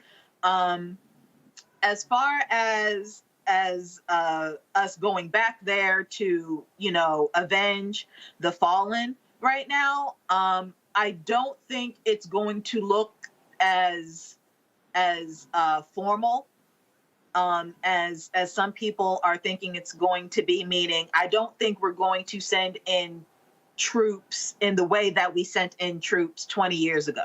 I think it'll be more of a covert mission, similar to how we killed Osama bin Laden. And if we succeed, that's when we'll hear about it.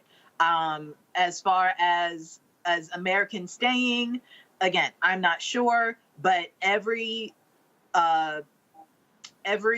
tool in our tool belt available to us to get as many people out between now and the 31st, I definitely think that is going to happen to the best of our ability. But I don't think we're going to be going back in the way that we went 20 years ago, because if we do, that's going to be considered more of a failure than the mass exodus we're having right now. Indeed. Adrian, looking at this from the perspective of just good old-fashioned politics, I think about the fact that President Biden came in and, some people call him boring. Other people said, hey, listen, at least the man can get stuff done, okay? I would love no drama after everything we've just been traumatized with over the course of the past 4 years. So there was a lot of confidence in this administration that I would argue it lived up to early on, especially with regards to the rollout of the vaccine and just the huge stark contrast between that and the previous administration. Now this happens. Now I will, we do want to acknowledge here, I think it's very important to acknowledge that, his predecessor not only negotiated the end of American involvement there with the Taliban before he took office, he also had the bright idea of letting out 5,000 Taliban fighters. That was really smart, okay? That was really, really smart. So Biden comes in, he has to deal with this place setting that he has inherited. However, Americans don't have long memories when it comes to things like that. Politically, how much damage do you think what some could term as a debacle this has on this particular administration, particularly as we're not that much far away from the beginning of a midterm campaign season being able to kick off?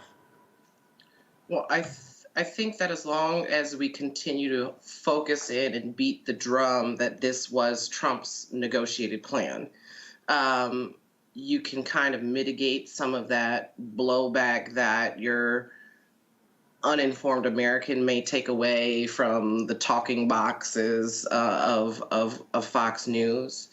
But ultimately, when we see this, we've seen this previously, when President Obama inherited a crashing economy, they're going to blame the person who's in the seat at the moment. And it's especially convenient because it's a member of the opposite party.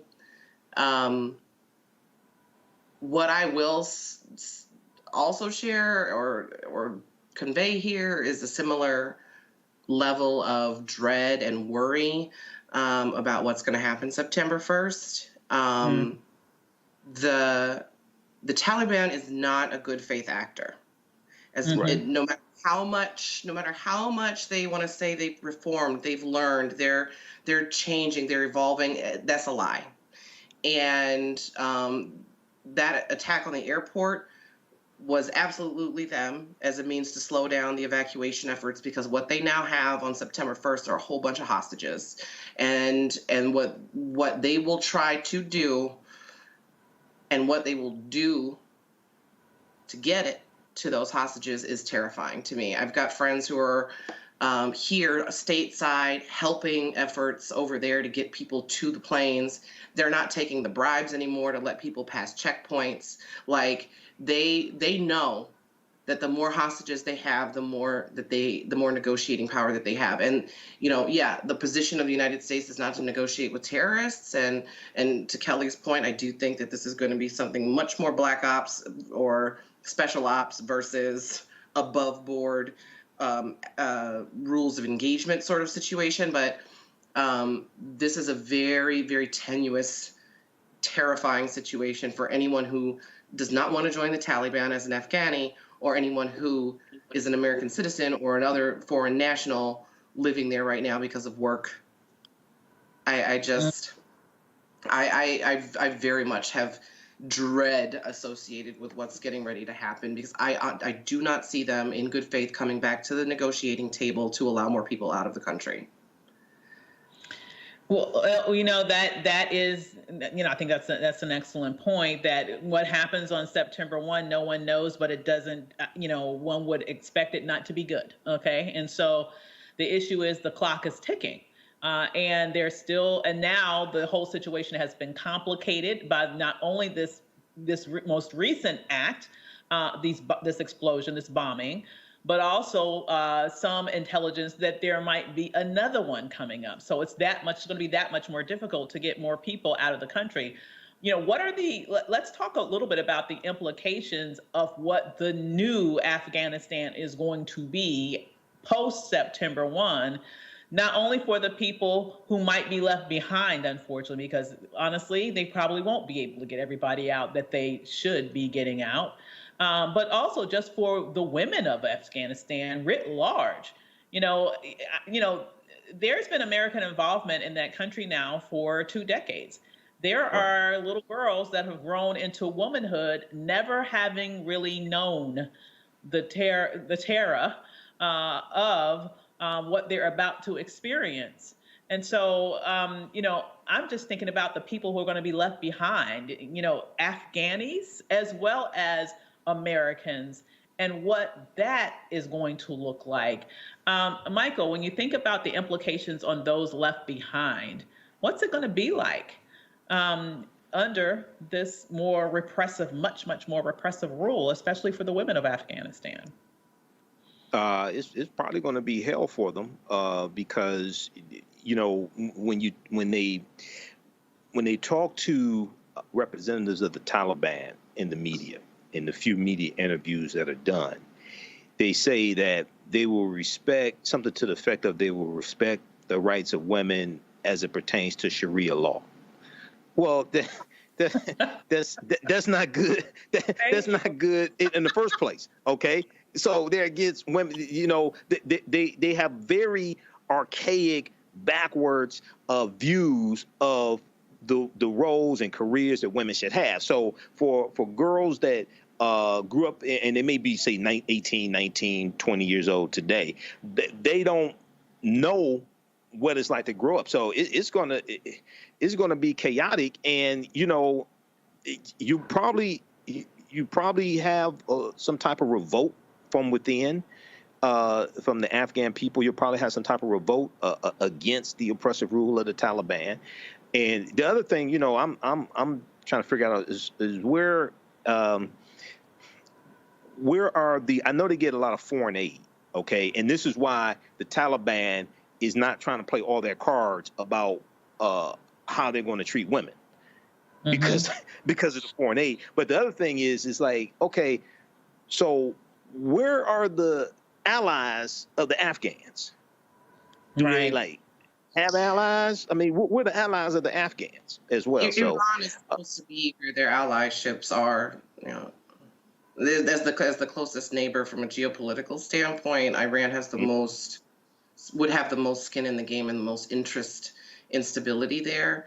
And to your point about women and children who suffer the worst in situations like this, not just because of Sharia, but because it's war, and they're living in wars. We already have signs that were delivered to us on the ground by journalists and who are sort of sneak posting things online. I mean, they immediately started painting over images of women. Like, this is not everything that they are saying. They are literally doing the opposite on the ground, and it is terrifying. History has shown us that getting involved in this country is a money pit, and it will eat resources, and it's not as though the Afghani people don't deserve stability and don't deserve a government that they can that they can rely on and that they can trust. It's just increasingly it's proven to be increasingly difficult to establish that in a country where things like corruption are rampant. And why our efforts have been unsuccessful, even though my opinion is that the focus on nation building wasn't at the forefront here. The focus was building military might, and that's not enough. You can't build military might if you don't have the funds consistently going to your military to pay them for their services. So the nation building piece was missing from the front end and not well invested in enough. So now we're in the space where, it's easy to buy somebody off because they haven't been paid their wages in 9 months. So here we are. So I think our ultimate failure is the failure in nation building, in actual true nation building. And the people who are going to suffer the worst like as in any conflict, are going to be the women and the children of Afghanistan, and it's heartbreaking. And I just hope September 1st they come to the table as a good faith actor and say, okay, sure, you can have the rest of your people, but here's our demands. And what will then be the position of Australia, of the UK, of the United States of America, of the UN? I mean, like, and all of the UN nations, like that piece is going to be critical, and it worries me, y'all. I'm not gonna lie. It definitely is a lot to worry about. Shifting gears to, unfortunately, something else to worry about is Haiti. Right now, Haiti is reporting over 2,200 deaths and over 12,000 injuries from the natural disaster that it recently suffered. Haitian officials say 334 people are still missing after miraculously finding 8 people on Sunday. You know, panel, Kelly, starting with you, my heart breaks for Haiti. It absolutely breaks for Haiti. So much suffering in that country, on that island, an island that honestly, I feel such a great sense of love and respect for, given its role in history as it relates to African people all over the world, right? African descendant people. When I look at what's happening here, what really especially also breaks my heart is that I feel like there is so little that the rest of the world seems to be doing to make them whole. I see here that U.S. officials are sending them some $32 million to help to assist with relief in the country. But, you know, given all the devastation that they've experienced, on top of not fully recovering from previous devastation, to me, it just sounds like a drop in the bucket, right? You know, when you think about what's happening in Haiti, what should African Americans in particular do to find the right organizations to support, to make sure that we can help the people of Haiti right now, once again, in their hour of need? Because I know it's not just as simple as just making a donation anywhere. It's about finding the right places to give so that the money gets to the people who really need it. Sure. So what Black people can do in this country is similar to what you just said. Find organizations that actually, you know, are more boots on the ground on a humanitarian effort level to help Haitians specifically. A large reason that we don't give the way that we gave to Afghanistan for 20 years is because of the history of Haiti. Haiti, as we know, is really the only country that effectively, you know, took slavery out of its country. And I think I said this on the show previously, it is going to be very difficult for the United States, dare I say impossible, to remotely understand the plight of Haitians and the needs of Haitians when we are historically, systemically racist. Like Haitians did everything in their power to not only dismantle white supremacy, but to uproot it and uplift their own people. We have not done that as Americans. For a multitude of reasons. The primary one being we just did not have the resources or the setup that Haiti did in order to get that done. But nevertheless, what Black Americans can do specifically, like the original question stated, find the organizations that are already on the ground. If you know Haitians in this country, see if they know people specifically where you can donate and the like. Dare I say, if you can afford it, make a flight down there and see how you can help. There are people who do that all the time. But as far as a national effort to help Haiti, I mean, yes, it's a drop in the bucket, but it's better than nothing. But also, I'm frankly surprised that the United States helps at all because of the history that we have with Haiti. And I think there's a level of resentment there from of a government perspective regarding Americans and Haitians, and that's, if not the only country that I can think of in this hemisphere that is not rooted in white supremacy. And we can't relate to that. So it's hard to help someone whom you cannot relate to. Agreed. Michael, from a historical standpoint, you know, as was stated here, Haiti historically fought for their freedom over and over and over again, and kept winning over and over and over again. And it seems as if centuries later, they're still being punished. Even when they're down, they're being kicked by not being supported properly to be able to recover. Any sort of a bit of like a quick little mini history lesson you can give our viewers around why Haiti has such a tremendous history that we should all be proud of.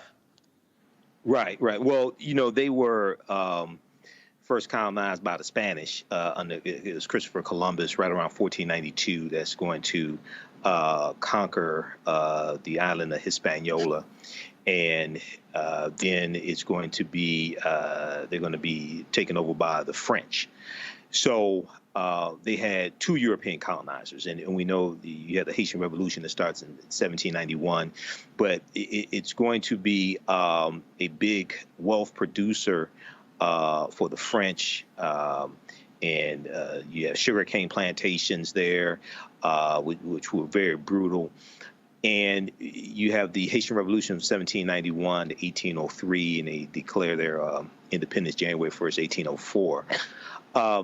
You have a occupation by the U.S. Right around 1914, 1915 as well. But it wasn't until, if you go back to the Civil War, it wasn't until about 1862 that the U.S. recognized Haiti as an independent republic, because this is during the U.S. Civil War, and you still had slavery in this country. And the U.S. did not want to recognize Haiti as an independent republic because the Africans overthrew their oppressors. They overthrew their colonizers in Haiti. And the U.S. didn't want to give African people here any ideas. Okay, and then also it should be noted that it's believed that Nat Turner's mother was from Haiti, because Nat Turner's mother comes to the U.S. in the 1790s. Her slave owner flees Haiti during the Haitian Revolution and comes to the U.S., as many slave owners did. They fled, and the U.S. was an ally to the French. It was the French, the British, and the U.S. They were allies against the Haitians during the Haitian Revolution also. So Haiti is still being punished to this day. And we have to understand that, you know, a lot of those brothers and sisters in Haiti, they come from West Africa. They come from, you know, the Ashanti. They come from the Akan. They come from the same places many of our people here in this country come from. We are related. You know, we are one African people, regardless of where we are in this country. So Phi Beta Sigma Fraternity Incorporated, they are providing aid. They're taking up donations, my fraternity. So, you know, you have different groups like that that are doing it. I would check with the NAACP, National Urban League, et cetera. But lastly, I would also check with the Congressional Black Caucus. If you have a member of the Congressional Black Caucus that's your representative or senator, I would check with their offices as well. Check the CBC's website, because oftentimes they will provide, you know, they will have information and provide aid, et cetera. You know, they will let you know about different organizations, et cetera, that you can, legitimate organizations that you can support also. Absolutely wonderful advice. I want to take a minute to thank the entire panel this evening. You guys were excellent, of course, as normal. Great having you on the show tonight. And thank everyone for watching us and joining us tonight on Roland Martin Unfiltered. If you'd like to support the show, please do continue to do that so that we can bring you those stories, that perspective, that views. So do not forget to donate to Roland Martin Unfiltered right now. You can go right to Cash App at Roland RM Unfiltered, to PayPal, to Venmo, to Zelle. All of those different places to donate to Roland Martin Unfiltered. This is an independent Black show, and we want to make sure that we make sure that it stays on the air. Once again, my name is Dr. Avis Jones-DeWeaver, and it's my pleasure to sit in today for Roland Martin. I hope you have a wonderful weekend. And don't forget, holla at your girl. Have a great weekend. See you next time. Bye.